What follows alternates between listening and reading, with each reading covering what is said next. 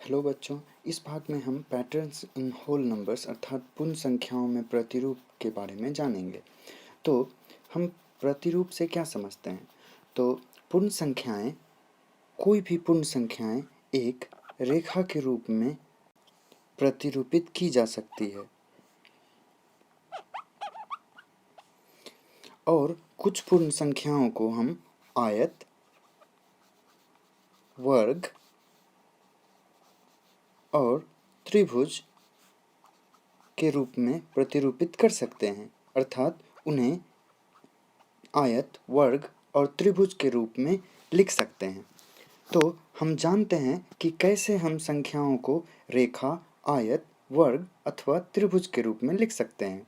तो सबसे पहले हम बात करते हैं रेखा अथवा लाइन की। तो कैसे हम कोई भी पूर्ण संख्या को रेखा के रूप में लिख सकते हैं। उदाहरण स्वरूप, अगर 3, हम जानते हैं 3 एक पूर्ण संख्या है। 3 को एक रेखा के रूप में प्रतिरूपित करने के लिए हम 3 बिंदु के रूप में इसे दर्शा सकते हैं। चूँकि यह रेखा की तरह लिखी गई है, इसी कारण से हम 3 को रेखा के रूप में प्रतिरूपित कर सकते हैं। उसी प्रकार 7 को हम 7 बिंदुओं से प्रतिरूपित कर सकते हैं। तो जैसा हम देख सकते हैं कि ये 7 बिंदुएं रैखिक हैं। ठीक उसी प्रकार हम कोई भी पूर्ण संख्या को एक रेखा के रूप में प्रतिरूपित कर सकते हैं। हम बात करते हैं आयत की। तो हम किन संख्याओं को आयत के रूप में लिख सकते हैं? तो आयत के रूप में जैसे सबसे पहले हम बात करते हैं 6 की। हम 6 को 1, 2, 3, 4, 5, 6 हमने 6 बिंदुओं से दर्शाया है। जैसा आप देख सकते हैं यहाँ पर कि यह एक आयताकार रूप लेती है, जिस कारण से हम इसे बोलते हैं कि हमने 6 को आयत के रूप में दर्शाया है। ठीक उसी प्रकार हम 6 को एक और तरीके से दर्शा सकते हैं। इसे दर्शाने के लिए हम 1, 2, 3, 4, 5, 6 और इसका आयताकार रूप इस प्रकार का होता है। अगर हम दूसरी संख्या 10 लेते, 10 को हम 1, 2, 3, 4, 5, 6, 7, 8, 9, 10 हमने इस प्रकार से दर्शाया है, अर्थात इन संख्याओं को हम आयताकार प्रतिरूपण दे सकते हैं। हम बात करते हैं वर्ग की। किन संख्याओं को हम वर्ग के रूप में प्रतिरूपित कर सकते हैं? तो उदाहरण स्वरूप जैसे 4, तो 4 को हम 1, 2, 3, 4 के रूप में लिख सकते हैं। 9 को हम 1, 2, 3, 4, 5, 6, 7, 8, 9 इस प्रकार से लिख सकते हैं। हम पाते हैं कि यह एक वर्गाकार आकार लेती है, जिस कारण से हमने कहा कि इन संख्याओं को वर्गाकार प्रतिरूपित किया जा सकता है।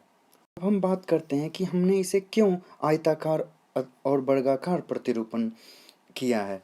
हम पाते हैं कि 6 को 2 गुना 3 एवं 3 गुना 2 के रूप में लिखा जा सकता है, जिस कारण से हम देख सकते हैं कि यहाँ पर एक तरफ 2 है और दूसरी तरफ 3 बिंदुएं हैं, और यहाँ पर एक तरफ 3 बिंदुएं और दूसरी तरफ 2 बिंदुएं हैं। अर्थात जिन संख्याओं को हम किसी गुणन के रूप में लिख सकते हैं, उन्हें हम आयताकार प्रतिरूपण दे सकते हैं। ठीक उसी प्रकार यहाँ पर हम पाते हैं कि यहाँ पर 2 है, यहाँ पर 5 है।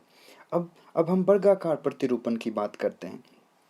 तो हम पाते हैं कि यहाँ पर 2 गुना 2 है, यहाँ पर 3 गुना 3 है। अर्थात जिन संख्याओं को हम किसी संख्या के वर्ग के रूप में, जैसे हमने 9 को 3 गुना 3 लिखा, 4 को 2 गुना 2 लिखा, अर्थात जिन संख्याओं को हम किसी भी संख्या के लिए उसी के गुणन के रूप में लिख सकते हैं, उन्हें हम वर्गाकार रूप में प्रतिरूपित कर सकते हैं। हम बात करते हैं त्रिभुजाकार प्रतिरूपण की। तो हम किन संख्याओं को त्रिभुज के रूप में प्रतिरूपित कर सकते हैं? जैसे 3 को हम 1, 2, 3 इस प्रकार से लिख सकते हैं। ठीक उसी प्रकार 6 को हम 1, 2, 3, 4, 5, 6 आपने यह जरूर देखा होगा कि इस इस तरफ 2 बिंदुएं हैं और इस तरफ भी 2 बिंदुएं हैं, अर्थात यह दोनों बराबर हैं। इस तरफ भी 3 बिंदुएं हैं और इस तरफ भी 3 बिंदुएं हैं। ठीक उसी प्रकार अगर हमें 10 को प्रतिरूपित करना होता तो हम उसे 1, 2, 3, 4, 5, 6, 7, 8, 9, 10 हम पाते हैं कि इस तरफ 4 बिंदुएं हैं और इस तरफ भी 4 बिंदुएं हैं, अर्थात हम पाते हैं कि ये सभी सारी संख्याएं एक त्रिभुजाकार रूप लेती हैं, जिस कारण से हमने इसे कहा कि इसे हम त्रिभुज के रूप में प्रतिरूपित कर सकते हैं।